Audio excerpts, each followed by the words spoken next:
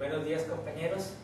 Ahora vamos a calcular el campo magnético en el eje de una espiga de corriente circular.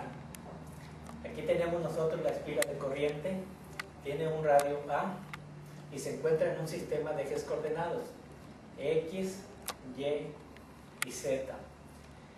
El eje de esta espiga está sobre el eje X. Entonces en el eje X vamos nosotros a calcular el campo magnético que nos están pidiendo. Tenemos que trazar un diagrama vectorial. Escogemos el vector diferencial de S sobre la longitud del anillo y a una distancia R vamos a calcular el campo magnético diferencial de B. Sobre esta distancia R vamos a tener el vector unitario R. El vector unitario R va a estar formando un ángulo θ con el eje vertical Y. Este ángulo θ será el mismo que esté formando aquí el vector de diferencial de B sobre el eje X. Entonces, para encontrar el vector de diferencial de B en X, tenemos que sacar la componente de diferencial de B sobre el eje X. La componente vertical diferencial de BY se anula con una componente, o más bien con un elemento diferencial de S que esté de este lado del anillo. Entonces va a tener un campo en sentido contrario, de manera que se anularía la componente en Y.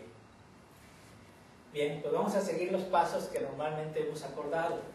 Primero tenemos que tener un enunciado, luego tenemos que tener los datos. Aquí los datos solo son una pregunta, es B en el eje X, y luego tenemos que tener un dibujo. El dibujo sería el anillo sobre el sistema de ejes coordenados X, Y y Z. Y el diagrama vectorial pues, debe de contener los vectores que la ley de Biot y Savart nos menciona, que es el vector de R minúscula, que es el vector unitario, vale 1 y es en la dirección del radio R. Y el vector de diferencial de S, que está dentro de la circunferencia del anillo. Y el vector de diferencial de B, que utilizando la ley de la mano derecha, cogemos el vector diferencial de S así, y los dedos nos van a indicar a nosotros cuál es la dirección del campo magnético diferencial de B. Bien, este sería el diagrama vectorial. Tenemos aquí los tres vectores, diferencial de B en X, diferencial de B y diferencial de B en Y. Después del diagrama vectorial, hacemos un planteamiento. Para encontrar yo el vector Bx, tengo que integrar diferencial de B en X. Luego me pregunto, ¿cómo encuentro diferencial de B en X? Y eso es diferencial de B por el coseno del ángulo θ. Este sería diferencial de B por su coseno de ángulo θ. Entonces eso me da diferencial de B en X. Para encontrar diferencial de B, voy a utilizar la ley de Biot y Savart. La magnitud de diferencial de B va a ser igual a μ0 i sobre 4pi, multiplicando por la magnitud del producto diferencial de S por el vector unitario R.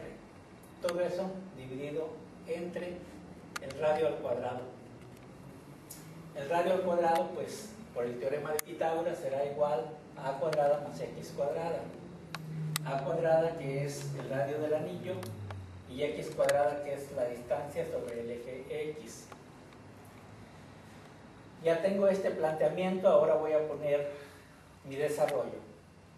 Diferencial de B va a ser igual a μ0 i sobre 4pi, multiplicando el producto vectorial de diferencial de S por el vector unitario R, que es 1, por el seno de 90 grados. Todo esto dividido sobre a cuadrada más x cuadrada. que es el radio al cuadrado.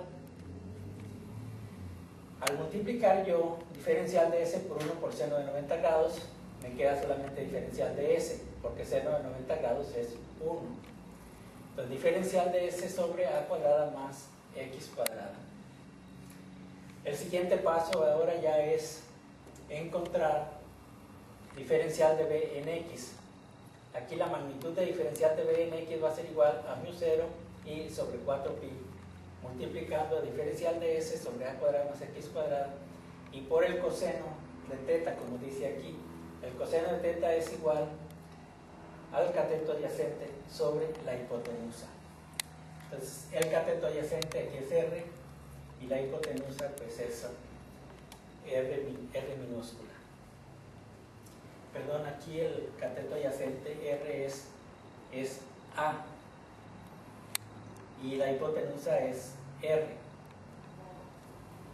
Bien. Al efectuar allí operaciones, tenemos que este producto A cuadrada más X cuadrada por A cuadrada más X cuadrada elevado a la 1 medio me daría A cuadrada más X cuadrada a la 3 medios. Y diferencial de B en X me daría solamente μ0 y A por diferencial de S sobre 4pi A cuadrada más X cuadrada elevado a la 3 medios.